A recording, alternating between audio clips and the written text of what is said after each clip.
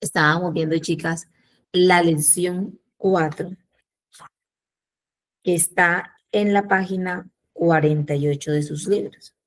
Ahí está, la lección 4.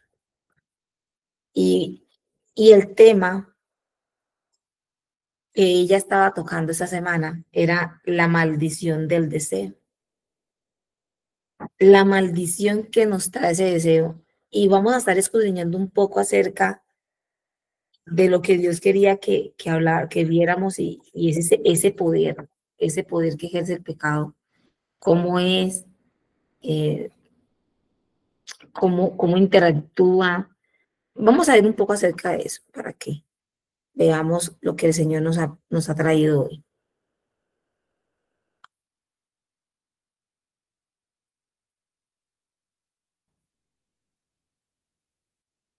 Aquí estamos. Vamos a ver. Listo. Creo que quedamos titinas allí. Bienvenida a todas las chicas que han estado ingresando. El Señor les bendiga.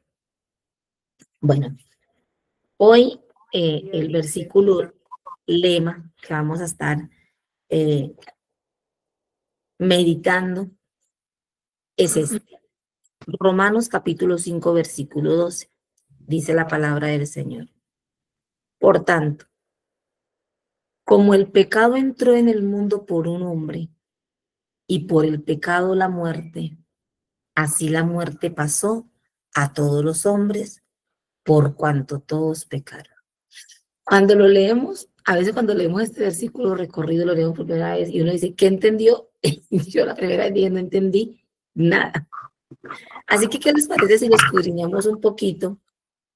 Tati, creo que hay un micrófono encendido. Gracias, Tati. Es la dinámica del pecado y la muerte. Escudriñemos un poco el versículo, dice, el pecado entró. ¿Dónde entró? ¿Por quién entró? Entró al mundo, dice la Biblia. El pecado entra al mundo por un hombre. ¿Quién es ese hombre? Adán, ¿cierto? Por medio de Adán entró el pecado en el mundo. Ahora dice, por el pecado que también entró la muerte. Así, explica el versículo, así, o sea, de esta manera, como se produjo allí, la muerte pasó a todos los hombres. ¿Y cuál es el motivo que dice Pablo de por qué la muerte pasó a todos los hombres? Por cuanto todos pecaron. Ahora sí, ya empieza a aclararse, ¿cierto? Por cuanto todos pecaron, la muerte pasó a todos los hombres. Pero nos habla del inicio de que por un hombre el pecado entró al mundo y por el pecado entró la muerte. Y ahí vemos todas las generaciones. Nuestro más vil y aterrador enemigo. Génesis 3 muestra un poco lo que es el obrar de Dios y ella en el libro habla un poco de estos textos, de cómo Dios empieza a desarrollar desde el Génesis y a mostrar qué es el pecado, cómo se manifiesta el pecado, qué trae el pecado. Y muchachas, y en esta mañana, qué bueno que usted y yo podamos verlo. Y yo sé que esto nos va a ayudar mucho a entender por qué luchamos tanto con esto. ¿Por qué a veces, y yo no sé si de pronto para alguna en otra, pero por qué a veces la lucha contra el pecado se vuelve una lucha casi que a muerte? ¿Y por qué en muchas ocasiones nos sentimos derrotadas frente a la lucha hacia el pecado? Entonces veamos cómo Dios lo revela en las Escrituras. lo primero que notamos nosotros aquí, que Génesis capítulo 2, versículo 16 al 17, está hablando del mandato. Dios crea la pareja, la pone en el huerto y les da un solo mandamiento. Y este mandamiento es, y mandó Jehová Dios al hombre diciendo, de todo árbol del huerto podrás comer, mas del árbol de la ciencia, del bien y el mal, no comerás. Ahí está el mandato. Pero ahora nos dice el por qué, el motivo, la razón de ese mandato. Dice, porque el día que de él comieres, ciertamente morirás.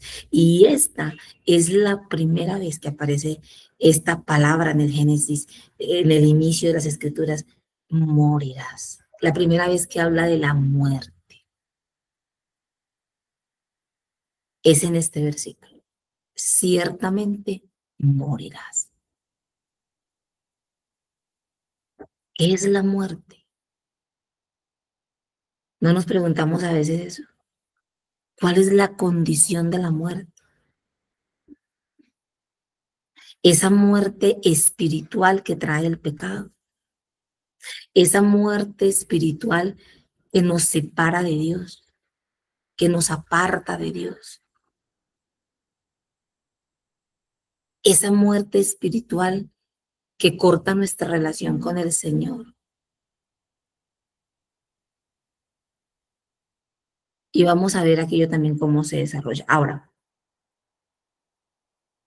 una vez que el hombre peca, nosotros vemos cómo interactúa Dios, cómo obra Dios con la primera pareja que experimenta lo que es el pecado. Y como experimenta lo que es el pecado, también experimenta lo que es la muerte espiritual. Entonces aquí vemos a Dios, cómo Dios entra, cómo Dios reacciona ante el pecado. A mí me impacta mucho cuando estuve estudiando el tema, porque no veo a Dios ver la pareja pecar e insofacto presentarse y determinar una consecuencia. Yo creo que a veces pensamos que Dios es así, que Dios es un juez sentado en un trono que está esperando el momento en el que tú cometes el pecado y Dios insofacto manda un rayo ¡shus! Fulminante. Pero, ¿saben? Las escrituras revelan el carácter de Dios, cómo Dios reacciona, no quitando la gravedad, ojo de eso, no quitando la gravedad, porque yo creo que si alguien entiende la gravedad de lo que hace el pecado es Dios. Y Dios entiende de tal manera la gravedad, digamos, lo terrible que es el pecado, que les da un solo mandamiento y les dice el motivo del por qué este mandamiento.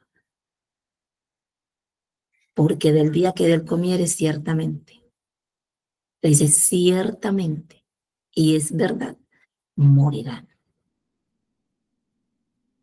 Dios sabe lo terrible que causa el pecado al ser humano. El impacto que cobra el pecado en una persona. Dios lo sabe. Yo creo que a veces somos nosotros lo que no alcanzamos de pronto a dimensionar lo que el pecado hace en nuestras vidas. Nosotros lo pasamos por alto, pero Dios no. Dios lo ve con toda la gravedad que posee. Pero sin embargo me impactaba mucho cómo Dios inicia, cómo Dios interactúa frente a esto. Miren, miren que cuando Dios se acerca a Adán, después de que han pecado, lo primero que Dios hace es hacer una serie de preguntas a la pareja, hacer una serie de preguntas primero a la cabeza del hogar, al varón, al que él le dio autoridad en el matrimonio, en el hogar, ¿cierto? Al hombre. Y le dice a Adán, ¿dónde estás? Y eso nos muestra algo del carácter de Dios. Dios tomó la iniciativa. No fue que Adán pecó y buscó a Dios. No. Adán pecó y fue Dios quien toma la iniciativa de buscar a Adán.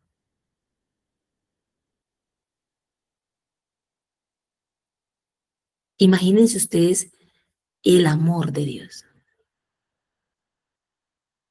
Dios no mandó directamente un rayo para exterminar a Adán y a Eva en su facto cuando pecaron, sino que Dios lo llama y le dice, Adán, ¿dónde estás?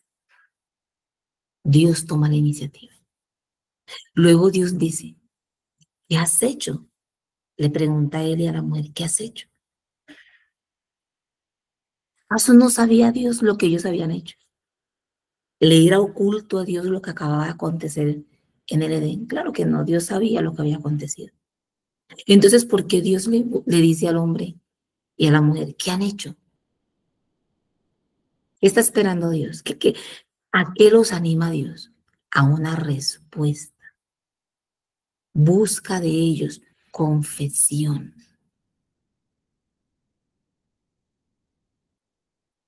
A veces Dios nos hace preguntas así. A veces hablando con una querida hermana hablábamos como Dios una vez nos habló y nos dijo, ¿de dónde vienes y para dónde vas? Y hablábamos al respecto y nos reíamos porque preguntas tan simples como esa, oye, ¿de dónde vienes?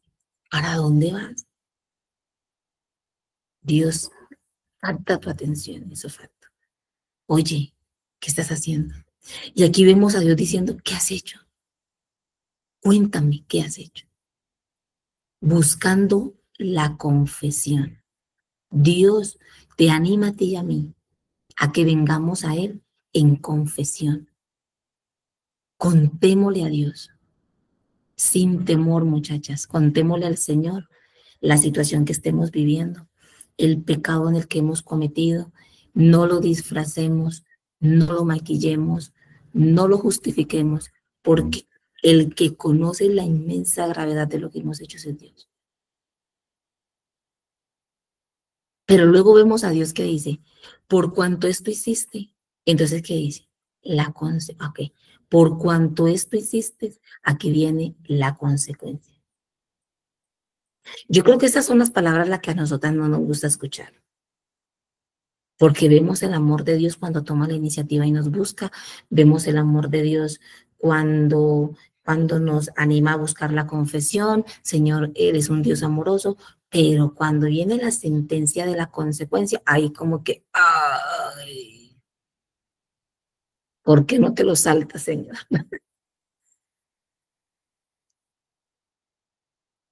No puede hacerlo.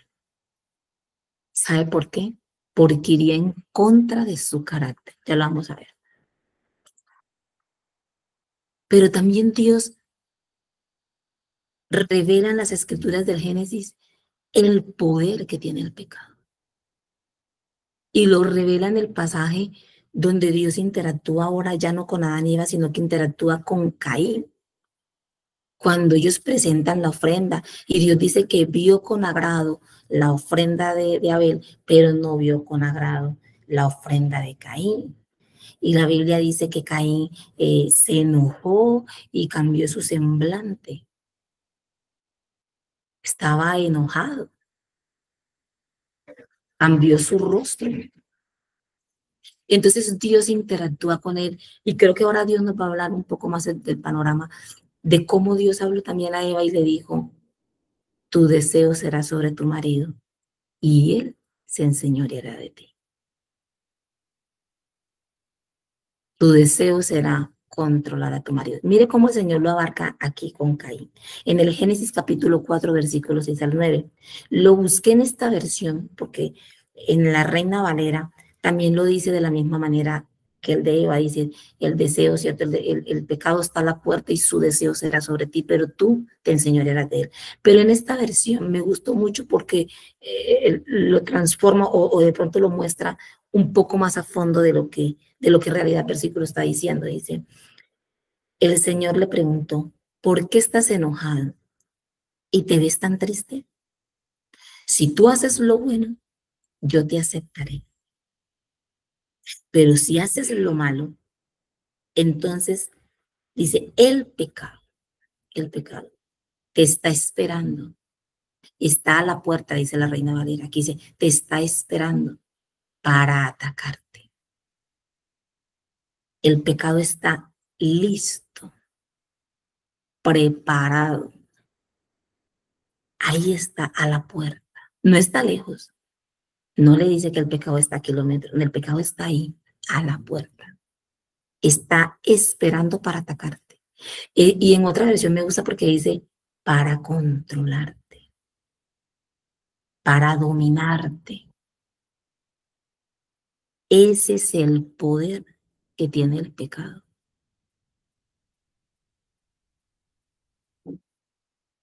Y aquí vemos que el pecado tiene poder. El pecado tiene poder. Y lo que busca el pecado en el hombre es dominarlo por completo, controlarlo por completo. Ahora mire lo que dice. Te quiere dominar, pero tú debes dominarlo a él. Y mire la palabra debe dominarlo. Y Caín, ¿cuál fue la reacción de Caín? Ay, sí, Señor. Usted aquí me acaba de dar una lección de cómo yo puedo luchar con el pecado. De cómo es la dinámica mía frente al pecado. No. ¿Sabe qué hizo Caín? Le dijo a su hermano Abel, vayamos al campo. Y lo mató. Aun cuando Dios ya le había hablado acerca de cómo se manifiesta el pecado, lo que el pecado quiere, lo que el pecado busca, pero luego le dice, pero tú debes dominarlo.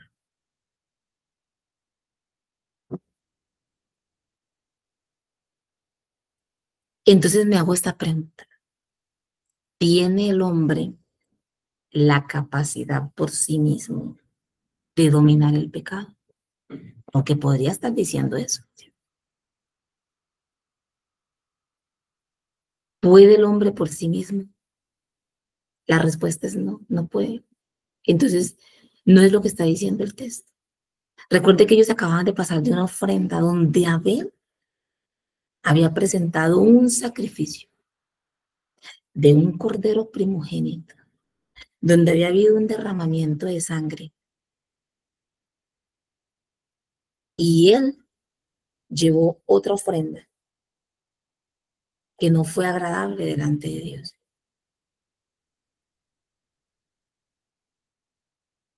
Y yo lo único que noto en ese pasaje, y si alguien más de pronto tiene otra opinión, ahorita no la comparte,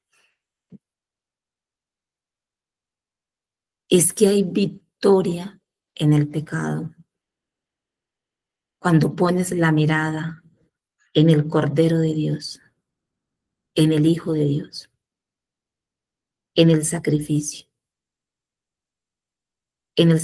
de Cristo. Hay victoria.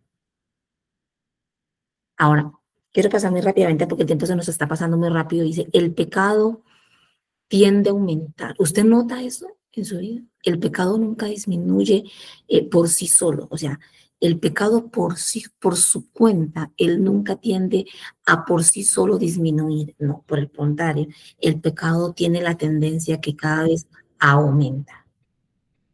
Entonces la lujuria aumenta, la avaricia aumenta, el egoísmo aumenta, la pereza aumenta. El pecado siempre tiende a aumentar, a hacerse poderoso, ¿no? Se hace a veces poderoso, a veces se hace tan poderoso que nosotros decimos, o a mí me ha pasado que a veces le digo, Señor, esto parece más grande que yo. Eh, Señor, quiero tener la victoria sobre esto, pero no la experimento, Señor. Y muy probablemente a veces me encuentro que yo estoy luchando con el pecado por mí misma, por mis propias fuerzas, en mi propio esfuerzo. El pecado destruye a la persona. El pecado endurece el corazón de la persona. El pecado nos hace insensibles a la voz de Dios. Nos hace insensibles hacia la relación con mi prójimo. El pecado endurece el corazón como una piedra, como un diamante. El pecado ciega. entenebrece tu entendimiento, tu mente. El pecado mata. Por eso el apóstol Pablo hablaba en Efesios, porque vosotros estáis como muertos. Y luego dice, ¿en qué están muertos? Dice, en vuestros delitos y pecados. Veamos un poco en el libro, porque no quiero dejar pasar por alto esto tan bonito que encontré en el material, en sus libros, la página 50. Y voy a leer un pequeño párrafo al inicio de la página 50 y luego vamos a leer un pedacitico cortico de la página 51. Pero mire lo de la página 50. Dice, de repente mis síntomas tenían sentido. Siempre me pregunté, ¿por qué yo era tan combativa, contenciosa con el hombre que tanto amo? Ahora entiendo. Como hija de Eva, estoy infectada con el deseo de controlar. Por eso me agazapo como una tigresa a la espera de abalanzarme sobre mi esposo y obligarlo a hacer las cosas a mi manera. Por eso es que discuto con él. Por eso repito las cosas hasta que él cede. Por eso le digo cosas degradantes cuando él no concuerda conmigo. Y por eso es que lo avergüenzo cuando él me contradice. Cuando vivo de esta manera caída, mi matrimonio también empieza a compararse a la segunda parte de la maldición de Eva que establece, Él se enseñoreará de ti. Pelear por el control no saca el líder protector que hay en mi esposo. No cultiva la amistad en la pareja, más bien corroe nuestra relación y genera hostilidad entre nosotros. Luego en la página 51, no solamente ella abarca lo que para ella, la evidencia, lo que Dios le ha mostrado de cómo se desarrolla el control en ella y cómo se manifiesta en la relación con su esposo ese control, sino esta parte que dice, tendemos a sancionar y a justificar el comportamiento controlador de una mujer. Nos reímos cuando una anciana sacude su bastón ante el guardia de seguridad. O celebramos a la niña que dice que nunca necesitará un hombre. Nuestra cultura exalta a las mujeres fuertes, exalta a las independientes que se levantan para tomar el control. Hoy en día, las empoderadas, ¿cierto? Nos dicen que el mundo tendrá una coexistencia más pacífica si tan solo las mujeres fueran más energéticas y los hombres más pasivos. Eso es lo que el mundo promueve. Y todo esto lo disfrazan detrás de una supuesta igualdad, que para nada tiene de igualdad. Sin embargo, ella dice, no obstante, este patrón no parece resolver mi conflicto marital. Y creo que todo lo contrario, creo que lo que hace esto es agravar el conflicto todavía marital. Porque cuando las cosas no funcionan conforme al rol de Dios, todo empieza a dañarse. Ahora, ya vimos lo que Dios revela acerca del patrón del pecado, lo que hace el pecado. Pero en esta parte quiero que veamos por qué Dios no simplemente guardó silencio en el Edén. ¿Usted se imagina? Yo creo que a veces pensáramos eso. Eh, eh, a veces hasta decimos, lo hablábamos en una clase pasada, ¿por qué Dios puso ese árbol ahí? Hubiera sido mejor que no hubiera puesto el árbol, porque les dio un mandamiento, mejor no les hubiera dicho nada, no le hubiera dicho nada. Una cantidad de razonamientos. Dios en su sabiduría y siendo Dios. Créanme, cuando Dios dice que todo lo hizo bueno en gran manera, lo hizo bueno en gran manera, incluido el árbol del conocimiento del bien y el mal, e incluido el mandamiento. Pero cuando la pareja peca, uno espera que Dios simplemente diga, ah, bueno, comieron del árbol, no pasa nada. O sea, no me des las consecuencias. Entonces nos decimos, bueno, ¿y por qué no guardó, Señor, silencio? Si hubiera quedado usted ahí, me hubiera dicho. Y como lo hablábamos ahorita, porque va en contra del carácter y la esencia. ¿Quién es Dios? Entonces veamos un poquitico de eso. Dios es un Dios justo. Por eso Dios no puede hacerse simplemente como el que no pasó nada. Dios es santo. Dios no puede aprobar el pecado como algo bueno porque Él es un Dios santo. Ahora vamos a compartir unos versículos y quiero que ustedes que están allí me ayuden. Algunas quedaron de compartirme, pero aquí les coloco la hermana, por favor, que me pueda compartir. Primera de Juan, capítulo 1, versículo 5, por favor. Mis hermanas, buenos días. Buenos días. Primera de Juan, capítulo 1, versículo 5. Dice así: este es el mensaje que hemos oído de él y os anunciamos. Dios es luz y no hay ninguna tinieblas en él. Amén. Gracias, mi madre. Dios es luz. Y dice que no hay ninguna tinieblas en Él. Él es santo. Por tanto, Él no puede ver como bueno el pecado. Él es un Dios perfecto. ¿Cuál debería de ser entonces mi actitud frente al pecado? Vamos un momentico allí a Lucas. Tomen allí sus Biblias. Vamos a ver un poquitico de Biblia. Esperemos que el Señor en su misericordia nos permita todo el tiempo. Lucas, capítulo 23.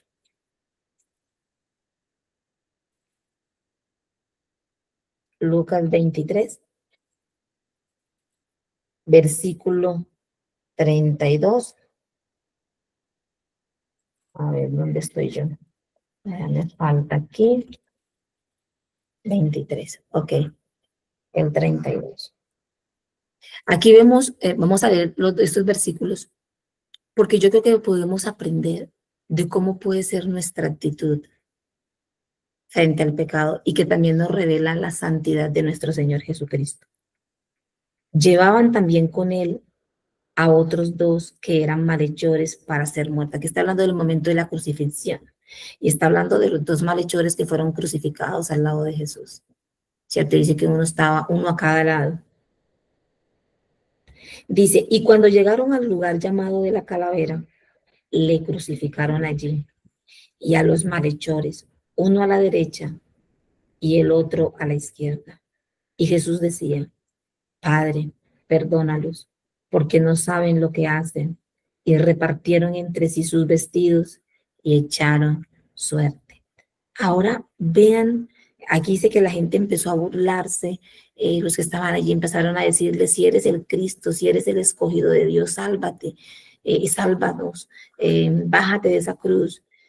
Pero en el 39, miren la reacción de uno de los malhechores, dice, y uno de los malhechores que estaba colgados le injuriaba diciendo, si tú eres el Cristo, sálvate a ti mismo y a nosotros. Pero respondiendo el otro malhechor que también estaba ahí, le respondió diciendo, ni aún temes tú a Dios estando en la misma condenación. Nosotros, a la verdad, justamente padecemos, porque recibimos lo que merecieron nuestros hechos, mas ningún mal hizo. Y dijo a Jesús, acuérdate de mí cuando vengas en tu reino. Entonces Jesús le dijo, de cierto te digo que hoy estarás conmigo en el paraíso. ¿Ustedes ven a un hombre aquí justificando su pecado? No, él dice, a la verdad, justamente estamos padeciendo lo que merecieron nuestros hechos, nuestras acciones. Pero Jesús nada malo ha hecho.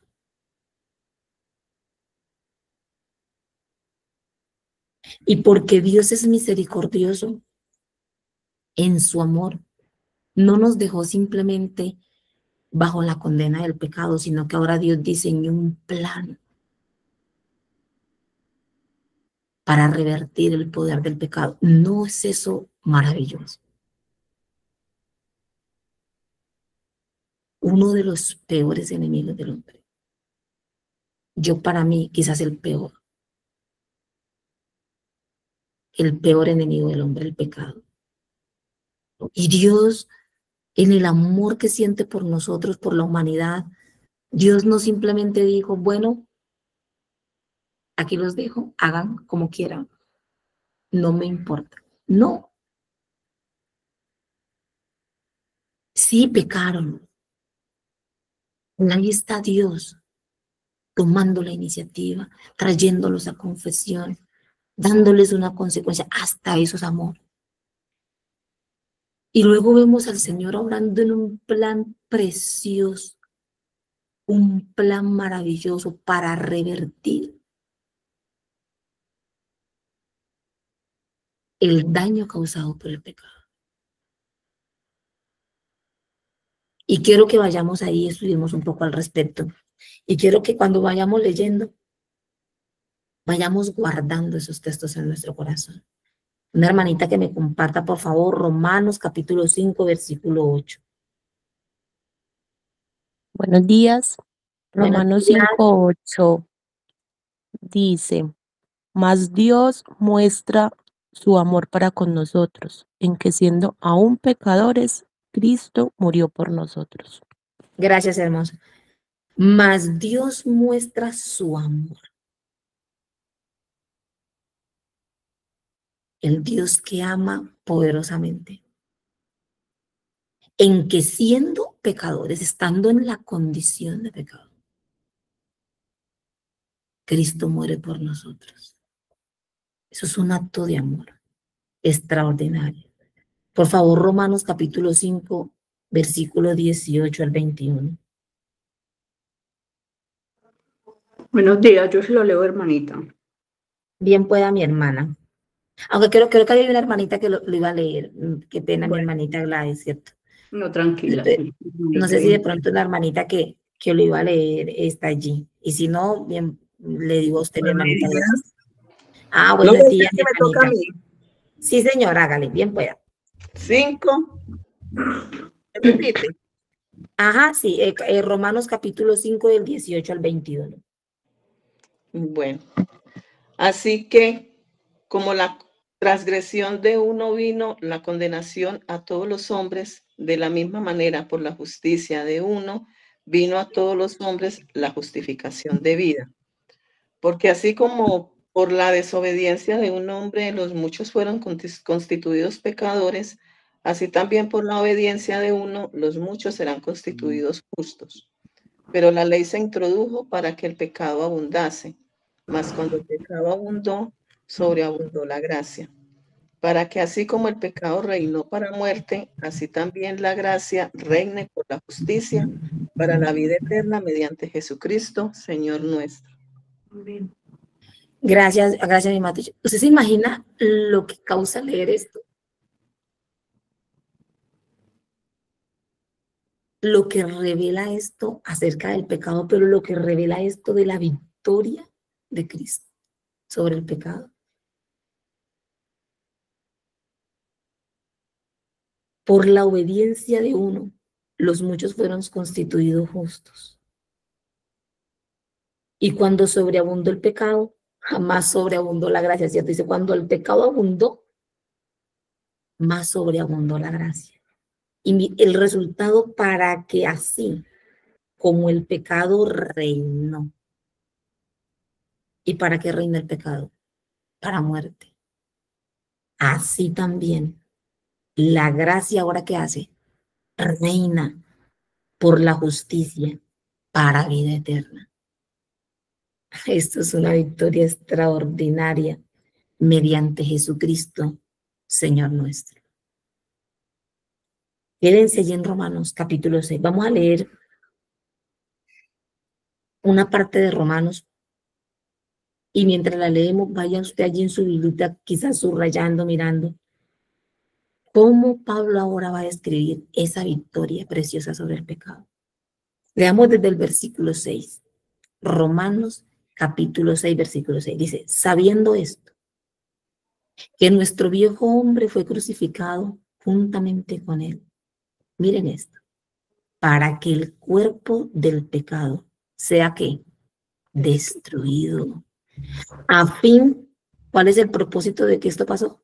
A fin de que ya no sirvamos más al pecado. Porque el que ha muerto ha sido justificado del pecado. Dice, y si morimos con Cristo, creemos que también viviremos con él, sabiendo que Cristo, habiendo resucitado de los muertos, ya no muere. La muerte, que es la consecuencia del pecado, dice, no se enseñoreará más de él. Porque en cuanto murió el pecado, ¿qué pasó con el pecado? Eso sí es una gran noticia. El pecado murió una vez por todas, mas en cuanto vive, dice, en cuanto vive, para Dios vive. Así también vosotros, consideraos muertos al pecado, pero vivos para Dios en Cristo Jesús, Señor nuestro. Y el verso dice, no reine pues el pecado en vuestro cuerpo mortal, de modo que lo obedezcáis en sus concupiscencias. Ni tampoco presentes vuestros miembros al pecado como un instrumento para iniquidad, sino todo lo contrario, dice Pablo. Presentaos dice, vosotros mismos a Dios como vivos entre los muertos y vuestros miembros a Dios como instrumento de justicia. Porque el pecado, ese gran enemigo, no se enseñoreará de vosotros, pues no estáis bajo la ley, sino bajo la gracia. ¿Qué pues? ¿Pecaremos porque no estamos bajo la ley, sino bajo la gracia? En ninguna manera. ¿No sabéis que si os sometéis a alguien como esclavos para obedecerle, sois esclavos de aquel a quien obedecéis? Sea del pecado para muerte o sea de la obediencia para justicia. ¿De quiénes somos esclavos? ¿Estamos viviendo como esclavos de quién? ¿Esclavos del pecado o estamos viviendo como esclavos del Señor? Como esclavos para obediencia. Mire lo que dice. Pero gracias a Dios, que aunque erais pasado, es para el creyente, erais esclavos del pecado, habéis obedecido de corazón aquella forma de doctrina a la cual fuiste entregados y libertados del pecado. Hermana, subraya ese versículo. Libertados del pecado, viniste a ser siervos de la justicia. Ya no somos esclavos del pecado, sino esclavos de la justicia.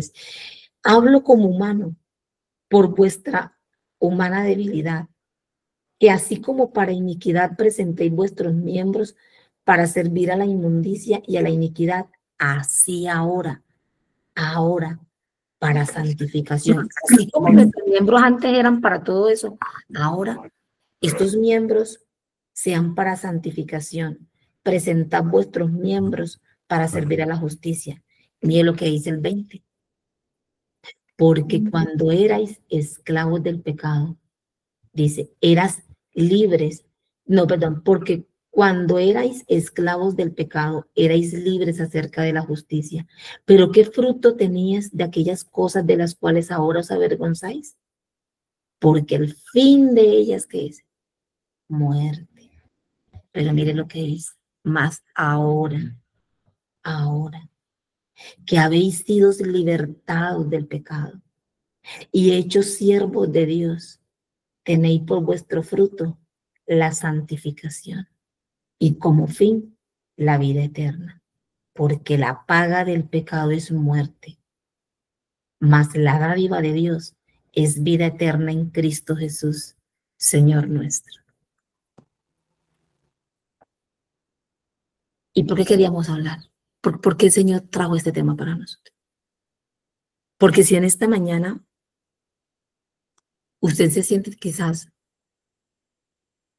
luchando con el pecado y quizás te ves perdiendo la batalla, quizás te ves derrotado, quizás estás desanimado con un pecado por el cual has estado luchando y no has podido vencer, estos versículos, esto que Pablo escribe ahí, es para nosotros.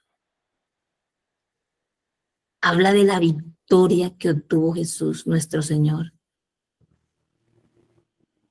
hacia el pecado.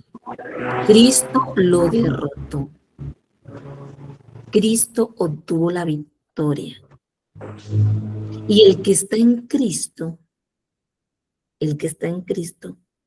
debe vivir bajo la victoria de Cristo.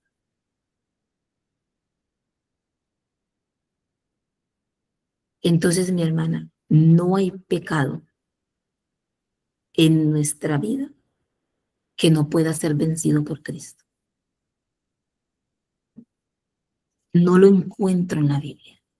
No dice la Biblia, usted va a obtener victoria sobre tal pecado, pero sobre estos no. Sobre este sí, pero no, este no, el poder del pecado es demasiado grande. No, no lo dice. Dice que Cristo tuvo total victoria sobre el pecado. Y si Cristo tuvo la victoria total sobre el pecado, entonces, ¿por qué a veces vivimos derrotadas frente al pecado? ¿Por qué tenemos años luchando muchas veces con un pecado y decimos, y es más, cuando esa pelea ya se perdió contra el pecado, decimos, ay, ¿sabe qué, Señor? Ya, yo con eso me muero porque yo he luchado mucho con eso, yo llevo muchos años con eso y definitivamente, Señor, yo con eso no puedo. Eso ya es algo, eso es parte de mi personalidad, porque a veces hacemos así. Llamamos al pecado parte de mi personalidad, Señor, es que yo soy así. Yo soy así. Mis hermanos, ya no somos así. Somos de Cristo. Y cuando venimos a Cristo, toda nuestra vida viene rendida a Cristo. Entonces hoy vamos a hacer esas preguntas. La que ella decía en el libro. Ahora evidencio mi pecado, ahora ya sé, claro, por esto es que mi conducta es esta, por eso es que yo con mi esposo me comporto, por eso, por mi deseo de control, mi pecado. Entonces, ¿por qué hoy? Si hoy nosotras, porque hermana, yo me he sentido así, yo me he sentido a veces luchando con un pecado que me parece gigantesco para mí. Lo veo como una montaña, como una muralla difícil de pasar. Quizás el pecado de no perdonar se te es una montaña gigantesca. Quizás la lujuria te parece una montaña gigantesca de pasar. ¿Qué pecado hay hoy con el que estamos batallando que digamos es imposible, no lo puedo vencer? Es más grande que yo.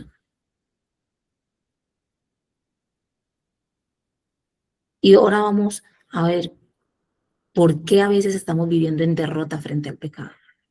Una, por algo que el mismo Señor Jesucristo dijo.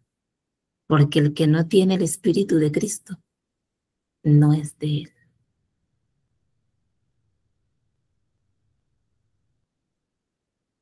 Una derrota frente al pecado puede ser porque no es salvo. Yo sé que a veces nos asustamos, pero es verdad. El que no ha puesto su confianza en Cristo, el que no es un hijo de Dios, que es una criatura de Dios porque ha sido hecho por Dios, pero no ha pasado a ser hijo de Dios, vive en derrota absoluta frente al pecado. Y yo creo que nosotras hemos visto y nosotras que hemos estado allí sabemos cómo se vive cuando el pecado reina en tu vida. Ahí dice, reina el pecado. Él es el que se enseñorea sobre la vida de esa persona. ¿Cómo vive una persona que el pecado lo enseñorea y reina sobre él? No lo puede vencer. porque no posee en sí al vencedor. Es una pelea perdida. Desde el inicio está perdida. Por más que luche, por más que se esfuerce, por más que se dé látigo, no puede. Porque es que nosotros no hemos vencido al pecado. Cristo venció el pecado. Fue Cristo quien murió en la cruz del Calvario, quien dio su vida por nosotros, por nuestros pecados. Entonces lo primero que quiero que evalúes es, ¿eres una hija de Dios? ¿Tienes a Cristo morando en ti? Porque la Biblia dice que si el Espíritu de Cristo, el Espíritu del vencedor no mora en ti, entonces no eres de Él. Y aunque esas palabras suenen crudas y crueles, y quizás diga, uy, qué palabras tan fuertes, déjame decirte que es una realidad. Pero también es una gran realidad y una gran verdad que Cristo quiere salvarte.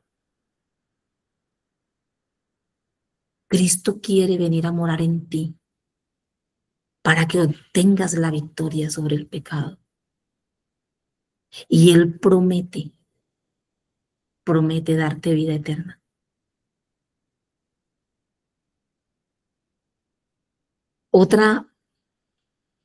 Algo que también podemos evaluar acerca de la derrota que a veces tenemos frente al pecado, es porque a veces estamos luchando con el pecado, y ahora que estoy hablando para creyentes, porque a veces peleamos la batalla en nuestras fuerzas, en nuestras estrategias, en nuestras luchas. Pero hay un versículo en Efesios que se me viene a la mente que dice, fortaleceos en el poder de su fuerza. ¿En dónde encontramos fortaleza? ¿De qué fuerzas debemos nosotras asirnos para luchar contra el pecado? Las mías son fuerzas humanas, fuerzas terrenales. No tienen ningún poder contra un enemigo espiritual tan grande como ese. Entonces Dios me dice, ven y toma mi fuerza. Fortaleceos en el poder de su fuerza. Es en Él donde obtenemos las fuerzas para combatir contra el pecado.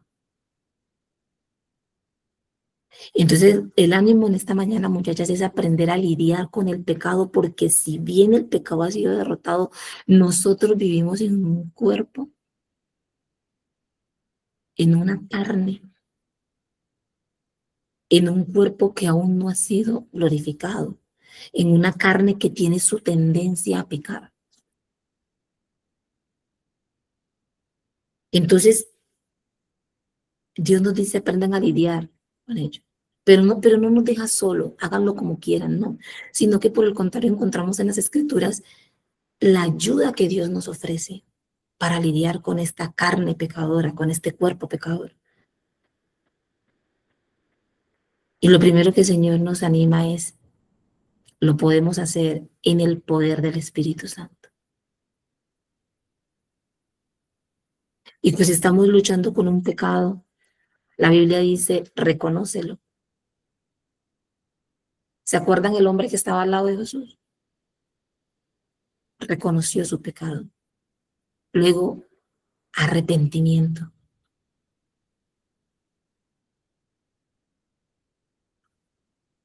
Confesémoslo. Dios quiere que vengamos a Él y lo confesemos. No lo disfracemos. No lo justifiquemos delante del Señor. No. Confiéselo. Desde la magnitud de cómo Dios lo ve. No de cómo yo lo veo, sino de cómo Dios ve mi pecado. Otro paso es, pide perdón por ese pecado. Pide perdón a Dios. Porque el pecado al primer ofensor es hacia Dios. Apártate. La Biblia dice que el que confiesa sus pecados y se aparta, alcanza misericordia.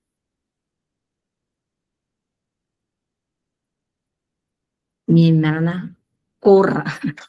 A veces he hablado con algunas y le digo, cuando usted tenga un piso débil, una situación que usted sabe que es un riesgo para usted, corra por su vida.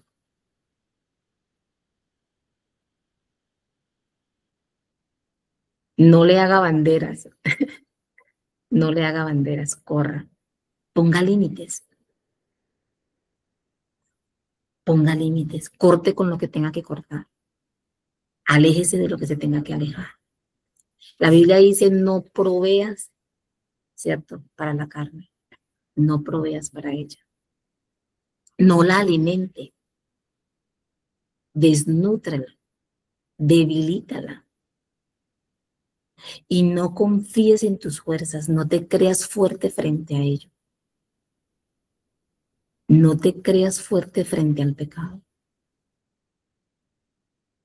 Reconozcamos que nosotros somos seres débiles y que mis fuerzas son unas fuerzas humanas y yo necesito las fuerzas de Cristo, las fuerzas de mi Señor y mi Salvador. Y yo sé que aquí algunas hemos experimentado eso y espero que todas, pero hay cosas en nuestra vida, luchas pecaminosas que hemos tenido que llevar a Cristo de rodillas, por las que hemos tenido que llorar, lamentar, pedir, suplicar y como decía el hermano ayer en el grupo de oración, clamar, por las que tú te metes al Señor y te arrodillas y clamas, Señor, dame la victoria sobre esto, porque es más grande que yo y tú venciste el pecado, Señor, no fui yo. En ti, Dios. Mis hermanas, y hemos experimentado victoria, porque Dios limpia. La Biblia dice que si confesamos nuestro pecado, Él es fiel y justo para perdonarnos. Y qué rico, qué bendición que tenemos de Cristo el perdón, qué grandeza el amor del Señor. Pero también dice, nos limpia. Él nos perdona, pero también nos limpia. Y dice, de todo pecado. Así que no importa qué tan alta tú veas la montaña esta mañana, Cristo la derrotó. Y la única manera de que tú y yo tengamos victoria es a través de Cristo. Por último, quiero compartirles este Romanos 8:2 que dice la palabra del Señor. Porque la ley del Espíritu de vida en Cristo Jesús, ¿qué dice? Me ha librado de la ley del pecado y de la muerte. Y quiero traer en esta mañana para que terminemos. Ten esperanza. Aunque estemos ahorita aquí y esas montañas nos parezcan gigantescas y esas batallas nos parezcan a veces difíciles, y quizás ahí sangramos en esas batallas, déjame decirte, hay esperanza. Y miren, mis hermanas, yo no sé si a usted esto la anima, pero cuando yo pienso en esto, ustedes no se imaginan el gozo que me provoca a mí esto. Porque Él mismo que lo venció prometió que un día tú y yo no vamos a luchar por esto. Él dice en Filipenses capítulo 3, versículo 20 al 21, dice, en cambio, nosotros somos ciudadanos ¿de dónde? Del cielo, donde vive el Señor Jesucristo. Y esperamos con mucho anhelo, ay, que Él regrese como nuestro Salvador. Él tomará nuestro, ¿qué? Nuestro débil cuerpo mortal y lo transformará en un cuerpo glorioso, igual al de Él. Lo hará valiéndose del mismo poder con que Él pondrá todas las cosas bajo su dominio. ¿Tú te imaginas eso? Un día no vas a luchar más con el pecado. Un día. Nunca más tendrás esa lucha. Primera de Corintios, capítulo 15, versículo 51 al 52, dice, he aquí os digo un misterio. No todos dormiremos, pero sí que dice, pero todos seremos como transformados en un momento, en un abrir y cerrar de ojos, a la final trompeta, porque se tocará la trompeta y los muertos serán resucitados. ¿Y cómo serán? ¿Cómo serán resucitados? Incorruptibles. Y nosotros, los que estemos en ese momento, ¿cómo seremos? Transformados. Así que esta lucha tiene un tiempo final. Se acabará. Nunca más. Y yo solo me imagino cómo será adorar a nuestro Dios y llegar a adorar a Cristo sin este cuerpo corruptible, con un cuerpo santificado, glorioso y transformado. Mi hermana, yo no sé si usted eso lo anima, pero yo quiero estar ahí. Yo quiero estar ahí.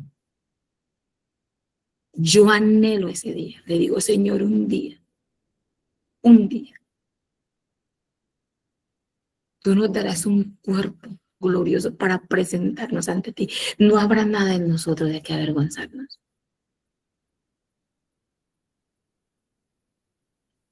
Pero mientras estamos aquí en esta tierra, Él nos está transformando, hermanas. Él nos está limpiando. Él está renovándonos, preparándonos para ese encuentro con Él. Él nos está preparando para ese día. No pierda eso de vista. Y no importa qué tan gigante se vea esa pared de atravesar, no importa qué tan grande se vea el tamaño de ese pecado que usted hoy siente que no puede con él. Porque Cristo lo venció. Crea y confíe en ello. Cristo lo venció. Y si Cristo lo venció y usted viene a Cristo, usted en Cristo tiene la victoria. Yo no le estoy diciendo, hermana, que usted nunca va a volver a pecar. Mientras vivamos en esta tierra y tengamos este cuerpo, vamos a estar con la tendencia. Pero en Él hallaremos la victoria cada día, todos los días, hasta que Él venga. En Él. Entonces, mis hermanas, que esto te llene de gran esperanza y ánimo, como llena mi corazón. Porque a mí esto me da mucha esperanza, mucho ánimo. Antes me anima a traer más las conductas pecaminosas de mi corazón y llevárselas a mi Jesús. Postrarlas ante Él. Y a medida de que crecemos, mis hermanas, el Señor va a ir sacando de nuestra vida más cosas que están ahí, que uno dice, no es que son nuevas, no, han estado ahí. Pero el Señor nos está limpiando. ¿Qué les parece si damos gracias al Señor en esta mañana por este tiempo y por estas buenas noticias que el Señor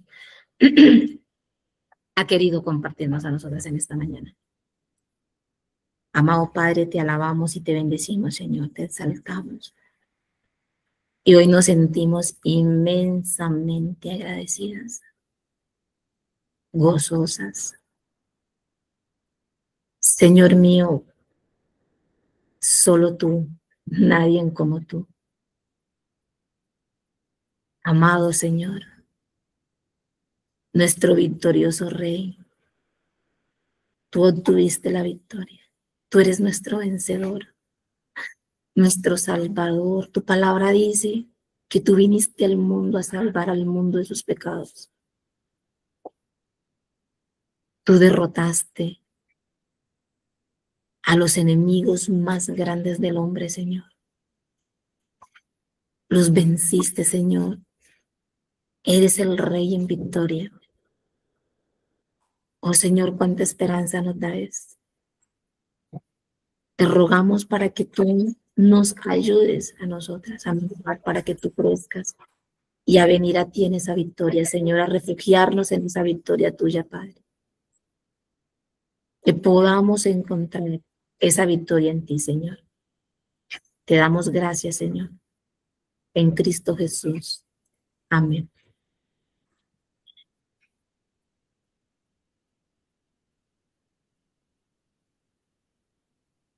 Voy a dejar de compartir por aquí, muchachas. El Señor les bendiga, un saludito. A las nuevas que también han estado por aquí ingresando, el Señor les guarde. Saludito especial.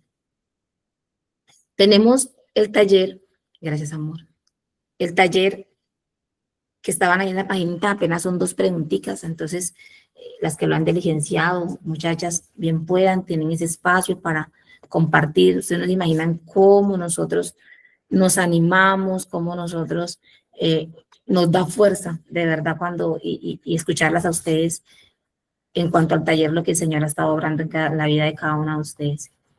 Entonces, mucho ánimo.